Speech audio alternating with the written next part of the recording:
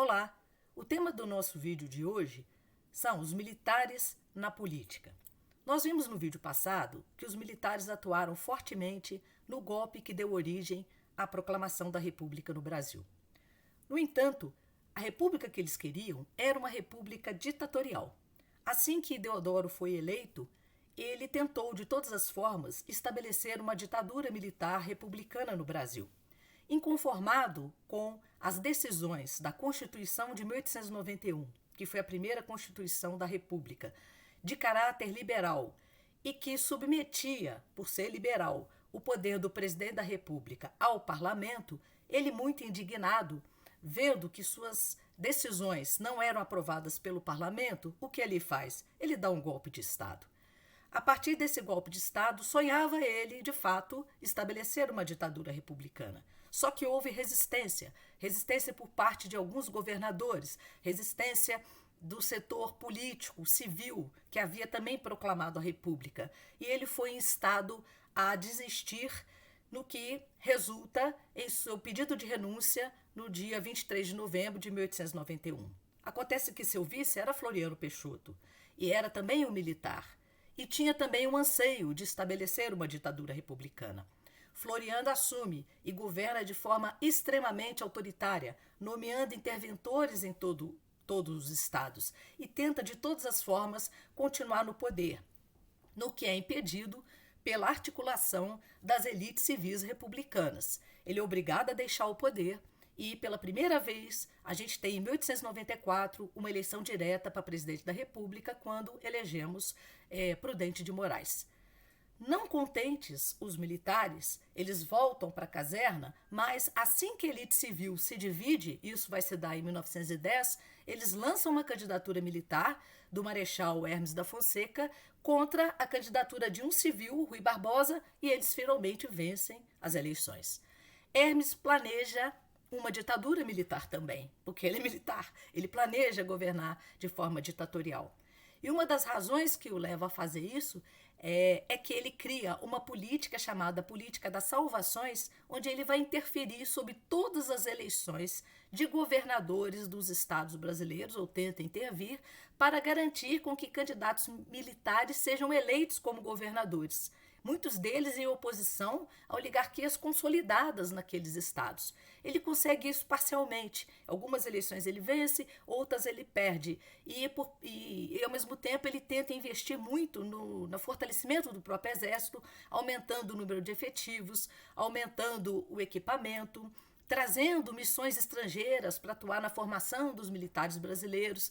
Esse investimento não foi suficiente para que o exército conseguisse ficar no poder de forma definitiva. Eles voltam para a caserna e continuam a conspirar. Quando chegamos nos anos 1920, em que o Brasil começa a viver uma série de crises econômicas, crises políticas, questionamentos de todas as ordens, os militares veem nesse período uma janela de oportunidades. Eles se organizam e começam um movimento chamado Movimento Tenentista, cuja primeira ação mais efetiva é a tentativa de impedir a posse do presidente eleito Arthur Bernardes em 1922.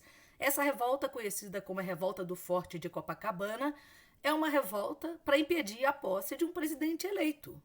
Ora, Bernardes era um presidente autoritário também.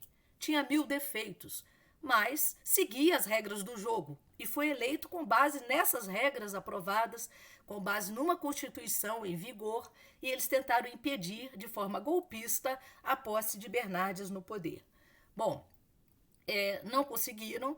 Bernardes ocupou o poder, puniu duramente os tenentes, mas eles continuaram a fazer uma série de revoltas, até que nos anos 30 nós vamos ver que os tenentes estavam ao lado da candidatura de Vargas, que em 1930 vai disputar contra Júlio Prestes, vai perder as eleições, e os tenentes o que fazem?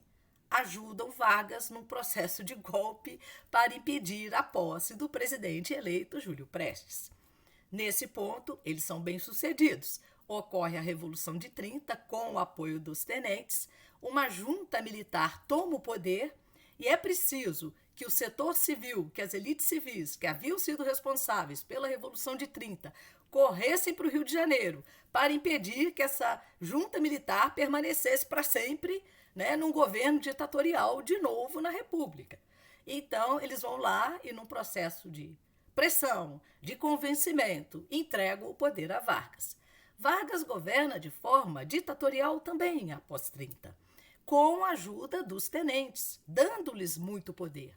Eles se organizam numa associação chamada Clube 3 de Outubro, que é uma associação que luta para que o Brasil não tenha uma nova Constituição, para que o Brasil não tenha um regime liberal novamente. Eles são antiliberais.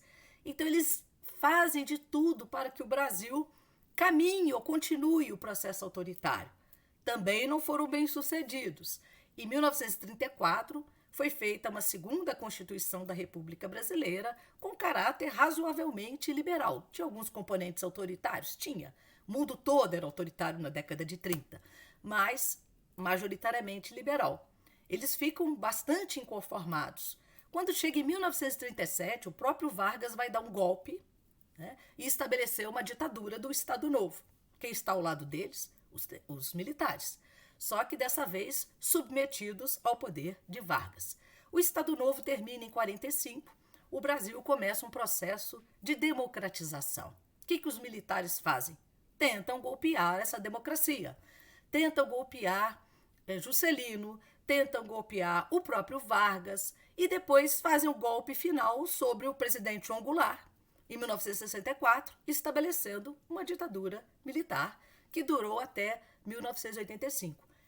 Nesse momento, eles estão sozinhos no poder e eles conseguem manter-se durante um longo tempo, realizar aquele sonho antigo de fazer do Brasil uma ditadura militar durante um período mais longo.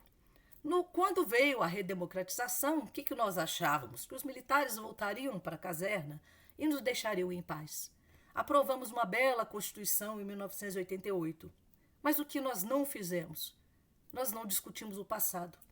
Nós não punimos os militares que haviam cometido torturas, que haviam desrespeitado os valores constitucionais que o Estado deve manter.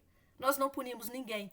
Nós fizemos uma anistia conciliada em que anistiou tanto o pessoal da luta armada como os militares golpistas e torturadores.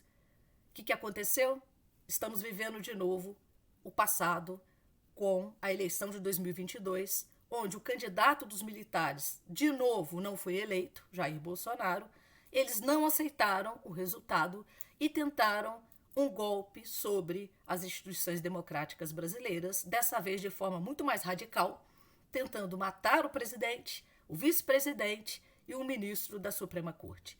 Isto é inaceitável. A gente percebe, ao longo desse breve resumo que eu fiz, a forma como os militares repetem a sua dificuldade em aceitar a Constituição e em submeter-se ao poder civil, como requer a democracia liberal. Se nós não fizermos medidas de punição desses militares envolvidos e se nós não fizermos alterações legais que impeçam que isso aconteça, o tempo inteiro os militares vão achar que tem a tutela sobre a República Brasileira. E nós nunca teremos uma república democrática pensando dessa forma.